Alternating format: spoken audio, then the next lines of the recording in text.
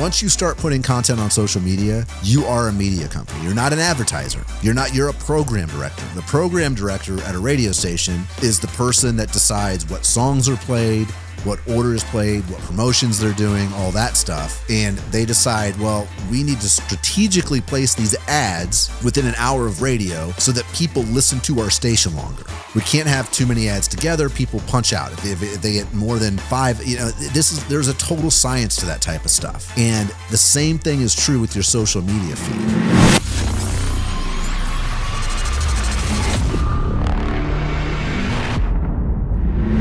Episode 6, Market Like a Rockstar. Thank you so much for checking out this podcast. My name is RPI. I will be your host as always. And wow, it has been a crazy month and a crazy week. I'm recording this in the middle of December 2023, right at the end of the year. And I remember, I was thinking back earlier today about when I was in sales, which was for like 5 minutes. I was in sales for, 4 years, but it felt like 5 minutes. And I remember December would come around and it was basically like people were just checked out, right? Like nobody was doing anything. Work was not happening. It was cocktail season. It was Christmas party season and holiday party season, end of year wrap ups, things like that. And that was nice. And I'm here to tell you that is not what's happening right now at all for me with my clients, which is good. It's a good thing. It's like, it is actually strategy season at RPI World Headquarters. And it has been incredibly busy, incredibly good. But man, it's been just a lot going on here, getting ready to wrap up 2023 and get ready to go into 2024, which is going to be a crazy year. We already know that, with all the stuff going on in the world and, all that stuff. But really, I'm excited about the new year. I'm excited about getting all of these things like lined up with my clients. I love strategizing. I love doing that stuff. I'm doing it for myself for the first time. As you know, this podcast is a big part of my strategy moving forward, but I'm also diving deep into LinkedIn and things that, looking at content for myself, which I've not done in years. So I'm super excited about that. And along with that, this is something that I meant to bring up earlier. I think it was this happened on Thanksgiving. So it was a few weeks ago. And since then we had the issue with my dog and it's just been busy, and I forgot to bring it up on the podcast after Thanksgiving. So I'm going to bring it up now. And the funniest thing happened on Thanksgiving. I was at my sister's house and my uncle came up to me, who is my dad's brother. And we're, like I said, my family, I've said it before, we were incredibly close. So my uncle literally I grew up on a farm. My uncle grew up 3 pastures away from me, which will sound funny to anybody that's not from like the country, right? So super, super close. And he is, when I say he's my uncle, they're older. He's 71. He's not like 90, but he's not 50, he's 70. He's 71 years old. And he asked me at Thanksgiving, he's like, Ryan, I got to know, what do you do for a living? And my uncle was, I grew up on a farm, but my uncle was in sales. My dad owned a caster retailer. So my dad owned a shop in Kansas City, but we had, between my uncle, my grandfather, and my dad, we had like 33 or 34 acres that, we grew our own beef. We had our own cows that we would have, we'd have somebody come butcher them, and everybody in my family got a side of beef, that was my childhood growing up. Weekends, you were up shoveling manure, literally like cleaning out stalls, because we had a few horses that my dad would, get as he would either breed and like raise colts from birth, or he would go buy horses and break them. And it was a cool upbringing. But my uncle was not a country bumpkin. He sold electrical equipment his whole life. But it's just funny how he asked me what I do for a living. I tried to explain it to him as best I could, but it's so funny because the job that I have now, it didn't even exist. Forget about when I was in college. When I was in college, it wasn't not even close. But even 15 years ago, the job that I do really wasn't even, it didn't even have, there was no such thing as this job. And the fact that all of this stuff has happened so fast, is crazy. When you sit and like look back, at the end of the year, I always look back on stuff, and it's really amazing to see how far technology has come, especially with all the AI stuff that's rolling out right now, and it's just out of control. But my uncle asked me what I did for a living, and I told him as best I could. But he said, I asked your dad, and he tried to explain it to me. And that is when I thought, okay, this is definitely, he might be the first guest on this podcast. My dad might be the first guest on this podcast. He's definitely going to be on this podcast, whether he doesn't know it yet, but he's definitely going to be on this podcast. And the entire purpose of his appearance is going to be him explaining what I do for a living. I can't even imagine what he tells people. And I think it's funny. And my dad's always been supportive and all that. And I think it would be hilarious to hear him, kind of talking about what I do for a living, because I'm down here every day doing this stuff. And, a big portion of my family has no idea what it is that I'm doing for a living because, in their defense, they don't know anything about what I do. And it's, if you're in this space, if you're a business owner, then if you're a business owner and you're over 40 years old, then you've lived through it. You had cassette tapes and CDs, and now it's like everything's on the phone, and it's a wild time to be alive, especially if you're not in retirement mode. You know what I mean? If you still have to be in the workforce, it's absolutely insane. And I had a conversation with a buddy of mine about this. We talk about it a lot. A friend of mine who's in media, and we talk about there was a sweet spot of time for the baby boomers really had it in a good way, because they could go to school, get a degree, learn something, and basically apply it. And if they were good at what they did and they showed up and they, kept themselves out of trouble, they could basically do the same job for their entire career. Like my dad started his job, the job that he had forever, essentially. But he started selling casters and dollies in 1981, something like that. He bought the company in 1983, and he did the same exact thing until he sold the company in 2016 and retired. So that's wild to me. And if you're like me, where you're in your 40s, you don't have any opportunity to sit back, and you can't be on cruise control.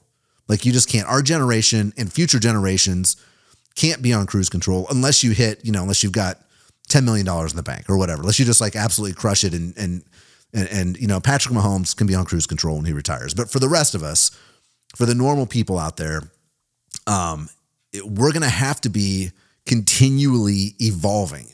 And my buddy that's in media, works in radio, he's started a podcast and all this stuff. And it's nuts, because when we came up, the whole goal was, you had to go through all of these, you had to jump through hoops, and you had to get past the gatekeepers, and then you had to get in, and you had to become, even at a local level, a local TV anchor, a local radio, like a morning show host or whatever.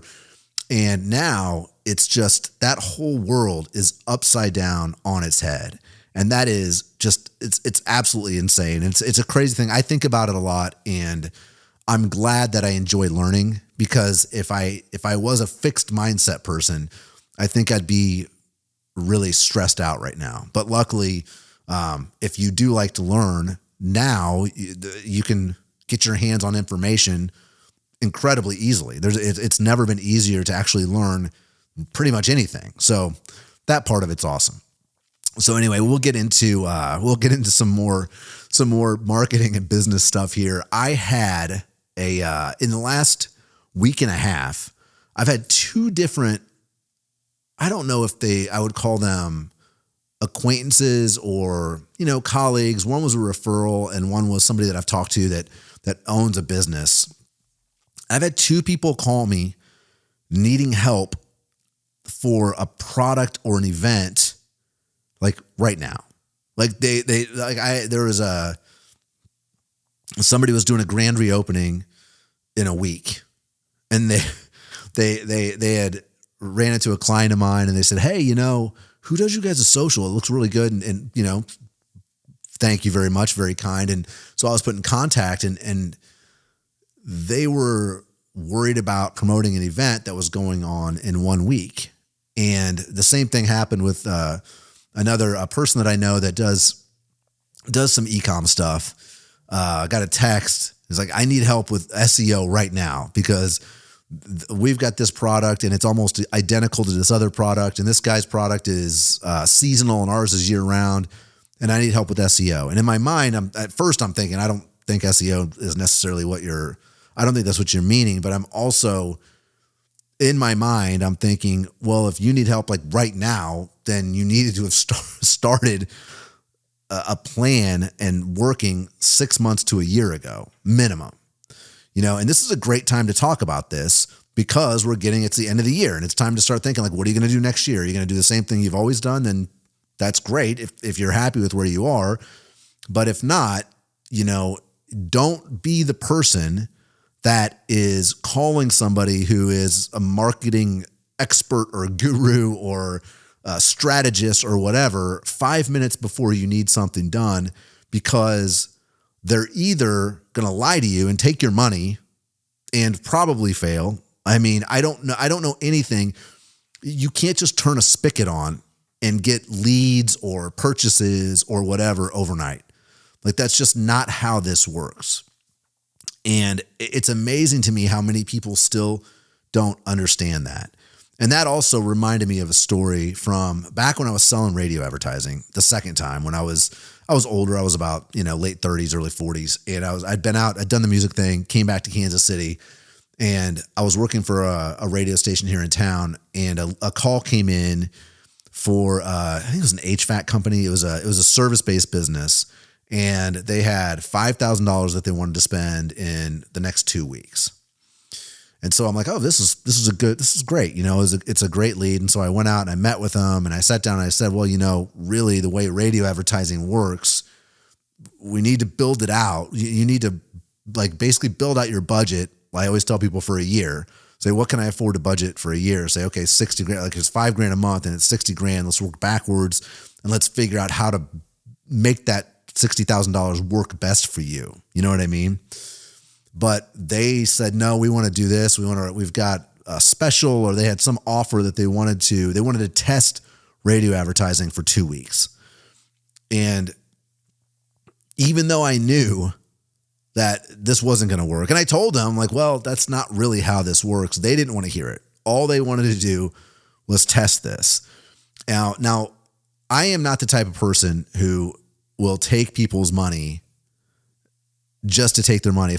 I'm not going to sell somebody, I'm not going to let people put good money after bad, generally speaking. The other problem was I had a budget I had to hit, right? So I had a quarterly budget, a monthly budget, all these things. And the way this radio station had things set up this is a topic for a whole different podcast. But the way they had things set up was they would say, okay, your budget is $50,000, $100,000 a month. And if you hit that, then your commission is higher than if you miss it. So you were really incentivized to hit that number. But the bigger problem was the budget that they gave you, there was no set rule. It wasn't 5% more than last year, 10% more than last year. There was no fixed number. They just pull this budget out of the sky and be like, you need to hit this number. And I'm like, well, how the hell am I supposed to hit it? Well, you got to figure it out. And it's like, you're going to get 8% if you don't hit it, 10% if you do hit it, and like 12% if you like go over or whatever. I can't remember the exact setup, but that's kind of the way the structure was. So this is another reason why you don't want to be in a hurry, because if you call somebody who is a sales rep for maybe an agency or a media company or whatever, and you say, I've got $5,000, I want to spend it right now. That person needs to hit their budget, right? They need to sell $50,000 that month, $80,000, $100,000, whatever it is.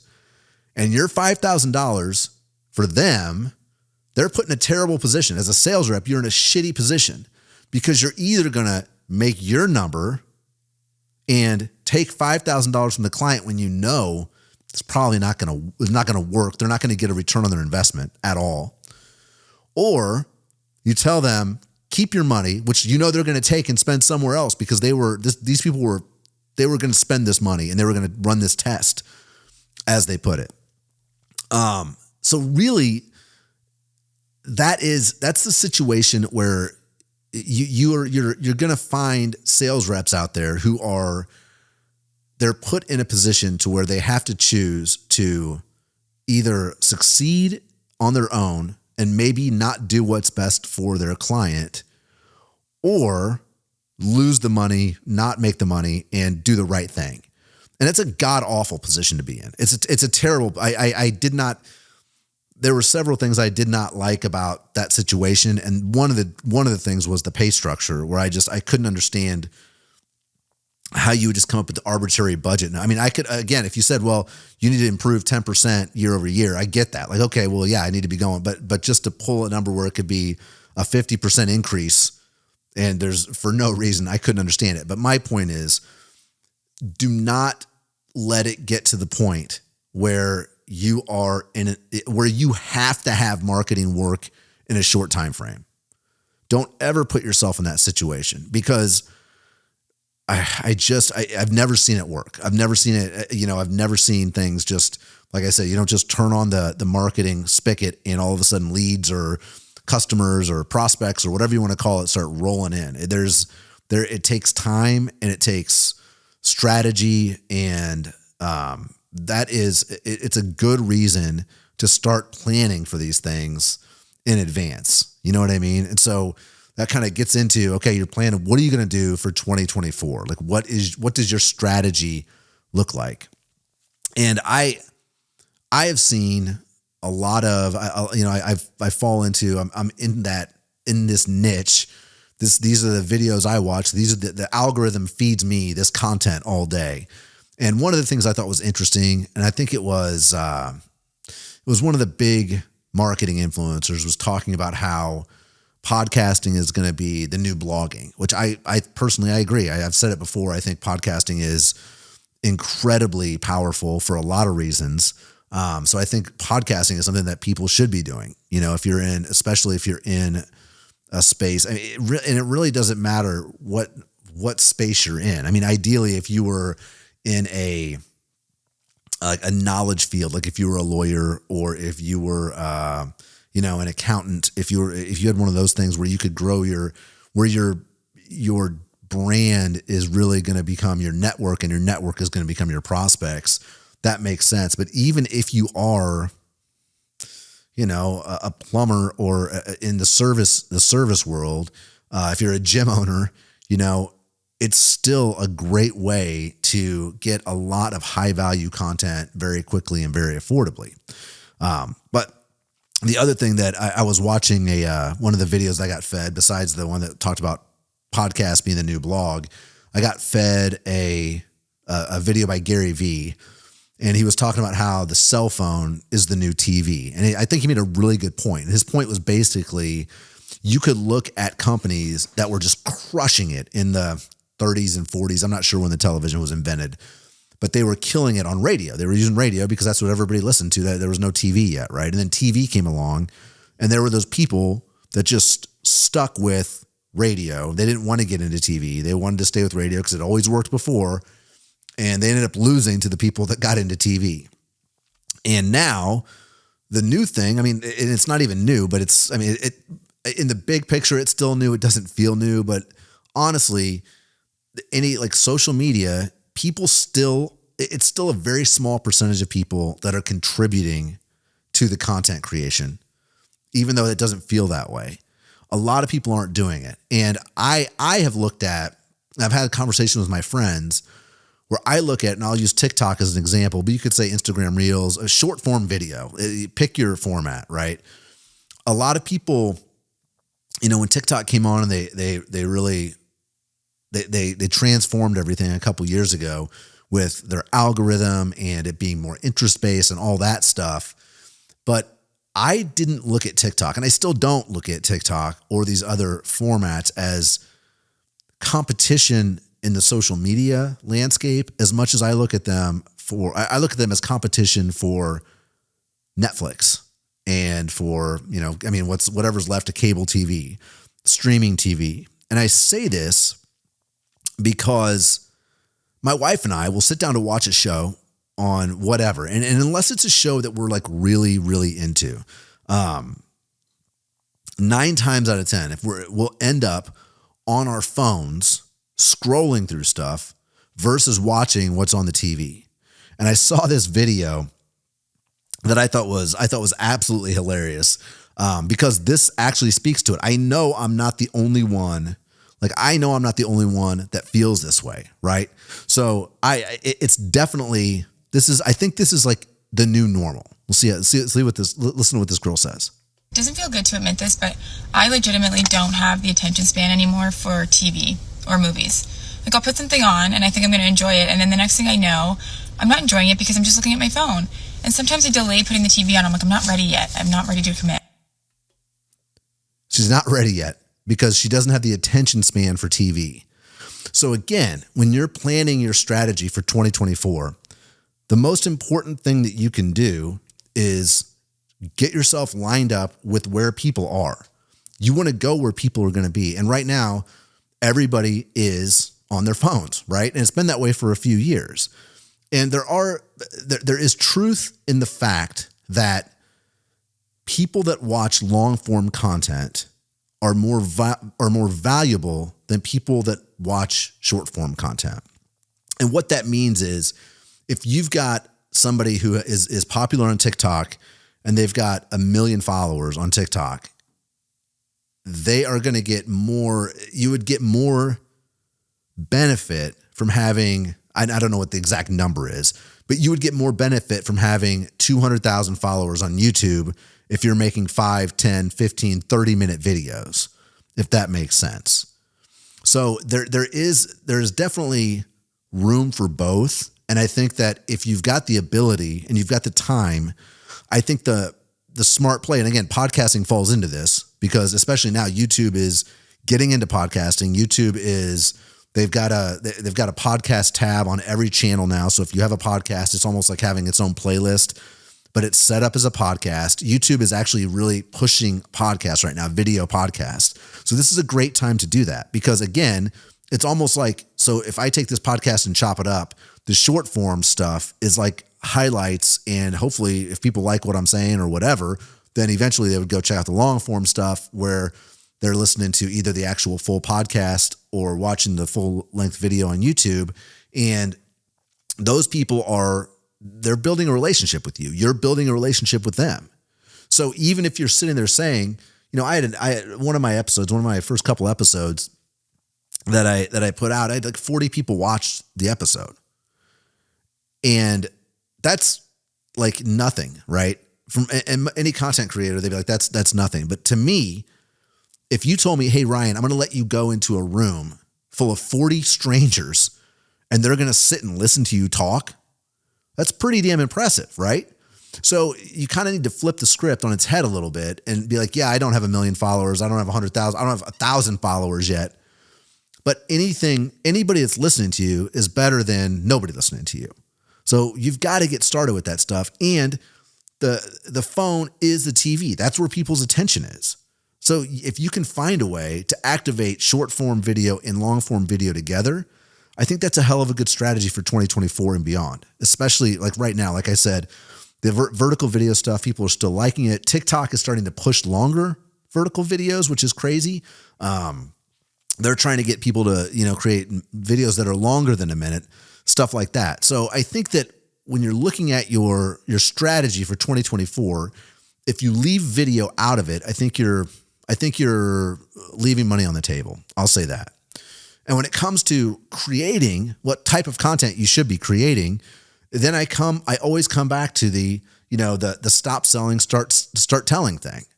And I stumbled onto a great TikTok about from a gal that used to work at Red Bull. And I want to play that for you right now. And then we are going to, I'm going to go ahead and give you my thoughts on that after I play it. Okay. So let's do this and let's do this. But you won't find a single product photo on any of their pages. Tap me in, coach. My name's Kaylee. I was a social media producer at Red Bull for 4.5 years. I produced content for our main handle. I produced content for our vertical channels. I traveled all over the US. I even traveled part of the world. When it comes to how Red Bull makes social content, I know a thing or two. What I wanted to say is what this guy's talking about in this video about how product photos are not featured in Red Bull content at all is incredibly intentional. In fact, it's one of the main pillars that is drilled into your head when you start working there. Can placement must be natural to the environment that it's in, or don't include it. Like if you're doing an athlete shoot, we would try to take a couple like naturally placed shots of them drinking from the can. But if it looked weird or it was tacky or it was out of place, we cut it. And this is because Red Bull was selling a lifestyle. And they were one of the first brands to realize to really do this, you need a content house. So they created Red Bull Media House. And Red Bull Media House was an entire separate entity, an entirely different business than the actual Red Bull that was the product. They created this entity so they could hire tons of producers, editors, creative development people to just fill out this entire ecosystem of content that you see on their social channels. And they were genius for doing this. Having that many people on staff and like a vertically integrated system meant that you could move fast and you could be always on.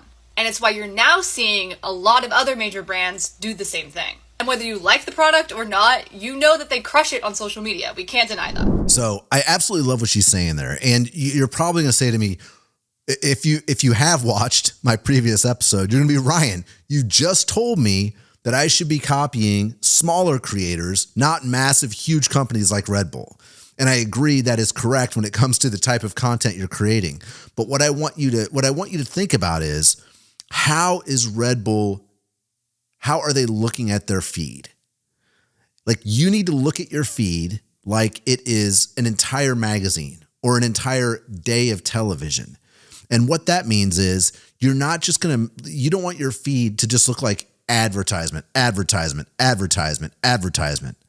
there are so many social media, there are so many companies that still, their social media is still, that's all it is. An example is one of the companies that called me for the grand reopening. I looked at their Instagram and I'm like, oh man, this is just Canva graphic with the deal of the day, Canva graphic with the deal of the day, Canva graphic with the deal of the day. And I'm just like, nobody wants to see that on their social feed ever.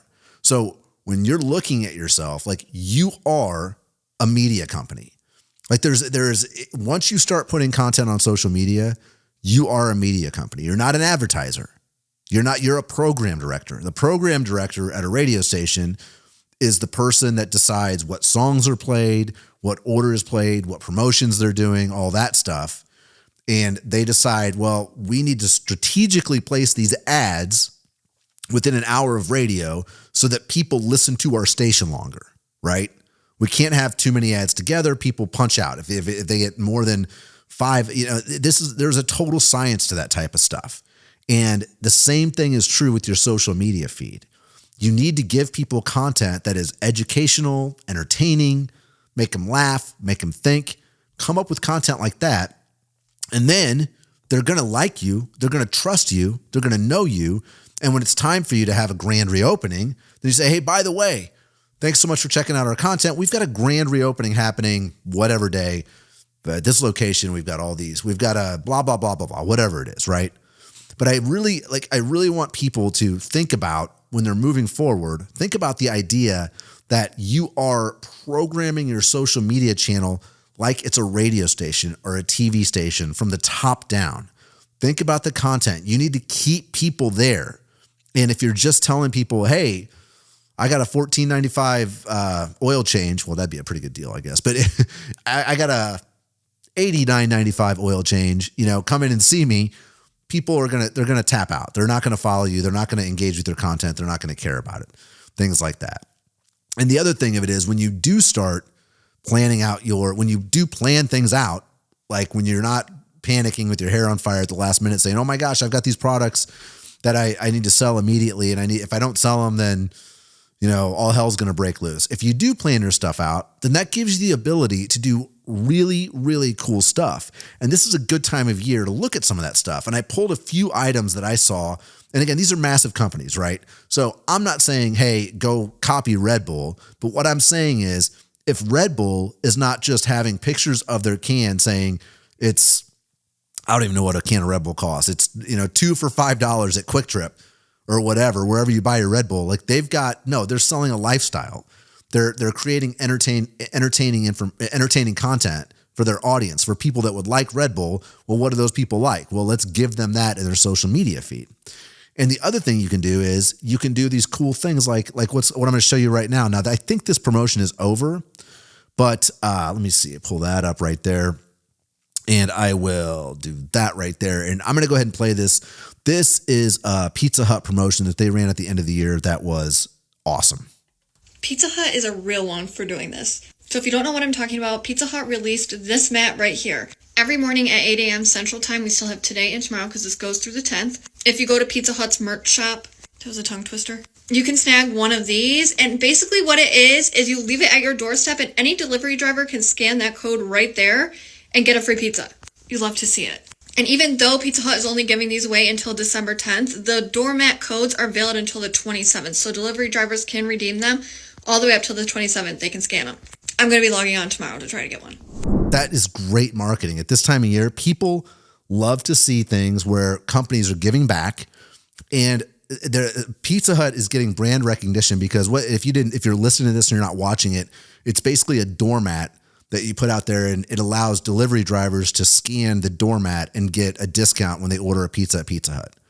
So it's just an incredibly unique way to market your product.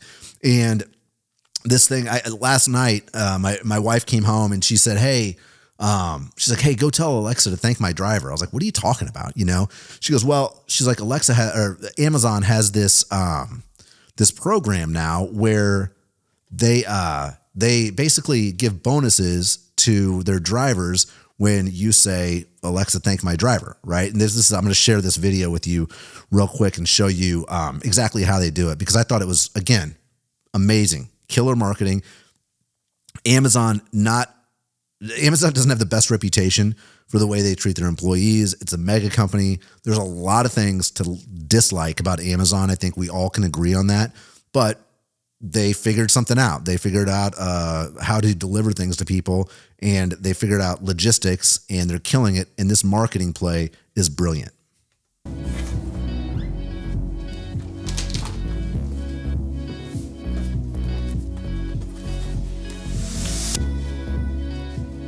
Alexa, thank my driver. Glad you enjoyed your most recent delivery. Since you shared your appreciation, as a special thanks this holiday season, your driver will receive an extra $5 at no cost to you. This promotion is for a limited time only. So that right there is another just amazing example of marketing that gives back to people. And it's still great. It leaves you, it leaves you feeling good about Amazon, of all companies that people just, they don't generally feel good about it. Like, you buy things from Amazon, but everybody kind of knows in the back of their mind, like, you hear the stories about the way the drivers are treated, the way the warehouse people are treated, and all of that. And it all very well may be true. I'm not 100% sure. I'm sure there's some truth to it, but this is a killer promotion. Just take all the feelings out of Amazon and look at what they did. They built brand. They they gave something back to their employees at no cost to you. And it's social. It's something you want to tell people about. Like, oh my gosh, Amazon's doing this. Go tell people. Absolutely brilliant. But the king of end of year marketing, in my opinion, goes to Spotify with the Wrapped list. And I'm going to share with you my Spotify Wrapped because I think it's fun. And I'm going to show you some of the songs. Let me see if I can turn this thing on here. If you're not on Spotify, then you might not know about this, but I love the Wrapped thing at the end of the year. And basically what they do is they go through and they tell you, this is how much you listened. This is who you listen to most. And then they've got it set up so you can automatically share this stuff to Instagram. And it breaks down the number one artist you listen to. My number one was Need to Breathe. Who's number two? Let's see, we go back. Number 2 is Judah and the Lion. Number 3 was Van Halen. We're mixing it up there with some old school music. Number 4 is Fits in the Tantrums. Number 5 is OAR. I think it's just top 5, right? Yeah, that's just it, top 5. But I just absolutely love, and I think that Spotify just completely, They just completely nail this. Every single time I get the Spotify thing, I look forward to it. It's a fun thing to do. So again, you don't necessarily, you don't have the budget of a Spotify. I don't expect you to have a budget of a Spotify. My point in sharing the things that Amazon and Pizza Hut and these giant companies are doing is to give you an idea of how to think outside of the box. How can you give back to maybe your employees or give back to the community around the holidays and still get good branding for yourself, get good name recognition, get yourself out there, get top of mind awareness. I mean, the end of the year is a great time to do that because it's the holidays. But if you look at your calendar for 2024, you can schedule things that are fun, that are around all the things that go on throughout the year. I mean, if you look at, you've got, when you get into the spring, you've got March Madness, you've got the Masters in April. Like, look at all, and those are both sports related, but those are big cultural things. You know what I mean? And so my point is, if you take the time to plan, especially if you could plan out your whole year, and you look at, who are my ideal customers? Who are my most valuable people out there? What are they into? If you take your time, if you spend the time now, especially if you are lucky enough to where it's slower this time of year for you, which a couple of my clients it is, and this is a great time for us to get into the weeds and really dig deep and come up with ideas, because once things start rocking and rolling and things get crazy busy, you don't have time to sit down and come up with ideas and things like that. So if you've got that downtime during the holidays or now, take that time to meet with your business partners, your staff, your husband, your wife, and bounce off ideas and come up with stuff that you liked, And one other thing that I would tell you to do when you're planning for 2024 and you're planning next year is keep your eye out for things that you see that you like. Like, if you see another company running a killer marketing promo and it's, for the beginning of summer or 4th of July or whatever, write that down so that next December, when you're planning for 2025, you can pull out your notebook or pull out your Apple Note and go through those ideas and look at your long-term plan. Like, what can we do to get in front of the right kind of people, and how can we stay in front of those people? How can we bring them value? How can we make them laugh? How can we make them think, et cetera, et cetera, et cetera. So, I really wanted to touch on a few of my favorite end of year promo things, and kind of wanted to give you my 2 cents. Like, this is what I'm doing for myself and for my clients as we're wrapping up the year, as I'm looking at okay, what am I going to do? Where am I going to be? How am I going to showcase myself, my services, all that kind of stuff? And how can I try to, continue to build a community here online? Like, how can I do that? And there's a lot of great ways to do it. And this is a really good time to plan it. And the other thing that I wanted to touch on, the last thing that I was going to touch on in this episode before we wrap it up, is I wanted to talk about, if you are getting in the position of hiring somebody to run your social media or to help out with your content or whatever, this is something where I think a lot of people don't understand the amount of spokes on the wheel. And I know this is true because I talk to small business owners about this stuff all the time.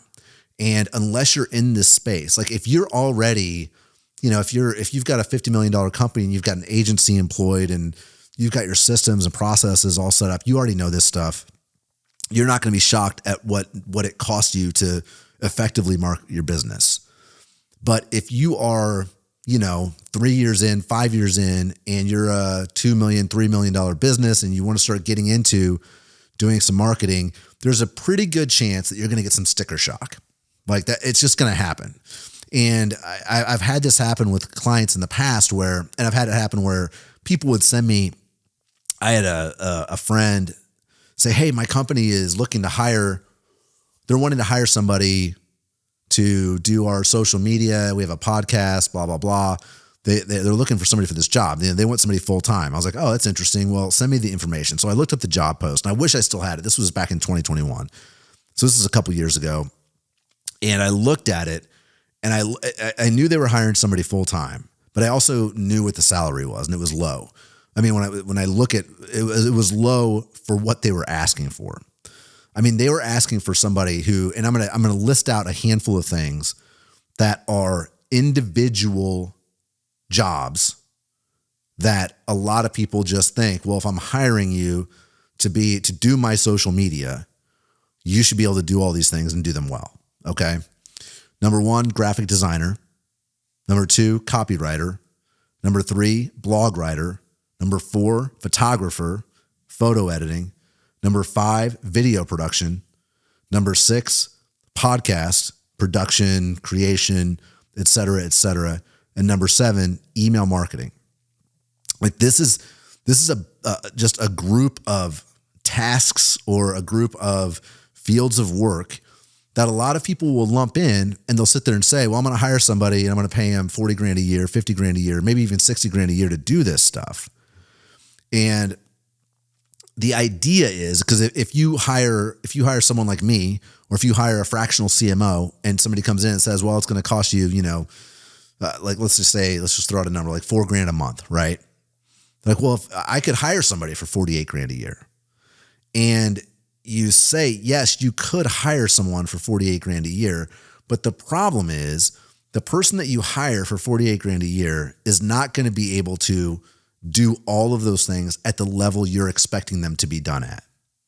I can guarantee it. Or like here are the 2 scenarios that's going to happen. And so let's say you want to hire somebody, you're going to pay him, let's just use that example. Let's say I'm going to pay somebody 50 grand a year to do social media for my small business. And I expect them to do all the things I just listed out, right? They need to be posting reels to TikTok, LinkedIn, Facebook, and YouTube Shorts. They need to be posting, graphic design content to LinkedIn. They need to be writing a blog, let's say twice a month. They need to be producing and editing a podcast, let's say 2 times a month. They need to be pulling content out of that. They need to be on Twitter. They need to be posting to Instagram. They need to be posting to stories, all of these things, right? These are all parts. These are like sums of the part of what I do for my clients. And the problem is, let's say you hire that person, you find them, you bring them on board. Generally speaking, it's going to be someone pretty young. You're hiring somebody, they're a couple years out of college and they're very excited to get in and start working for you. One of 2 things is going to happen most likely. Number 1, you're going to hire somebody who is a clock watcher. And I call it when I say clock watcher, what I mean is somebody that wants to come in and punch out, and you need to hold their hand and you need to tell them exactly what you want. So you're going to have to spend all the time saying, hey, I want 2 Instagram reels posted per week. I want 3 posts to LinkedIn a week. I want blah. Like you're going to have to be very specific. You're going to have to hold their hand, and you're going to have to hold their feet to the fire, because they're going to do as little as they possibly have to get by. And I've seen this happen. I've seen it happen where somebody gets excited. They bring in a young person. It doesn't have to be a young person, but in the case I'm talking about, it was. And this person was just no motivation. Like I couldn't, I was like, you need to, and this person came to me and said, how do I, what should I be doing? I said, well, you should be writing every day. If you want to write blogs, that was part of the job. Well, I could do maybe 1 blog a month. I was like, 1 blog a month? I mean, what are you talking about? Like it's crazy, right? So the possibility is you could get somebody, and that person you will be able to keep on staff, so if that's what you want, if you want somebody to say, well, I got a social media person, they're on staff, they show up and they got their 2 weeks vacation, and they post where I tell them to post, when I tell them to post it. But those people are generally not going to be the ones that are looking around the corner and saying, hey, maybe we could start using AI for some of this stuff, or, we should start posting carousels on LinkedIn now because that's really doing well. Like they're not going to bring those ideas to you. A clock watcher is literally going to do exactly what you tell them to do and not one thing more. And they're going to maybe they'll stick around for a while. So that's the first person you're going to get. The second person you're going to get is the person you want.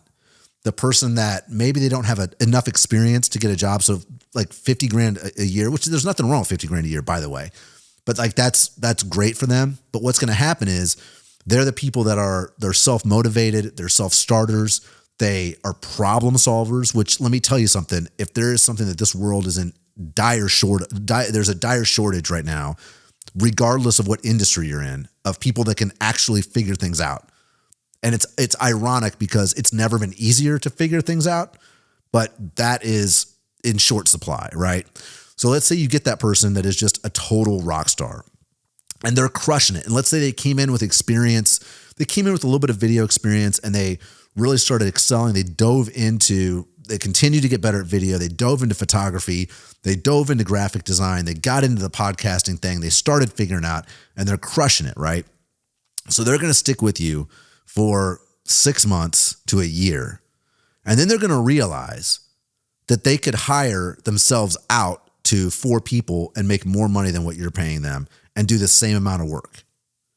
So that is the big issue. If you get the right person for that job, then you're going to have to, or you're going to have to pay them for it, which is the other option, which is you need to you're going to have to pay them for it. And that's a risk because you don't know, hey, I'm going to spend, close to 6 figures on somebody and I don't know if they're going to be able to produce what I need. I don't know if I'm going to get a return on that investment, et cetera, et cetera, et cetera.